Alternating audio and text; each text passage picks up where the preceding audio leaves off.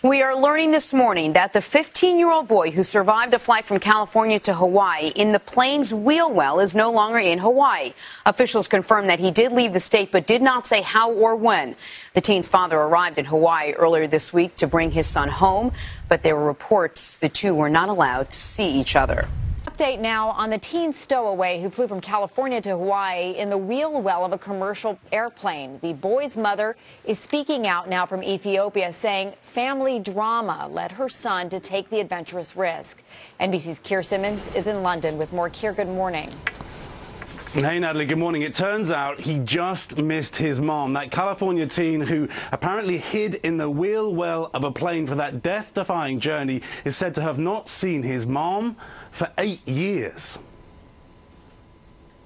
The teen stowaway who risked his life in a 2,000-mile journey on a 767 was reportedly trying to get here. A dusty refugee camp, a hut covered by old blankets, and his mom,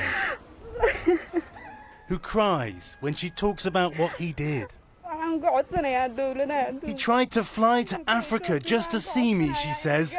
He misses me. The boy, 15, lives in California with his dad and stepmom. He snuck onto the San Jose tarmac and apparently climbed into a plane's wheel well to make a journey few survive, landing in Hawaii. But Africa, his mom's home in Ethiopia, was his destination, she says, claiming his dad told him she was dead. His dad took my children to the US without my knowledge, she says. She hopes to move to California so she can be finally reunited with a son who took a terrifying risk just to see his mom.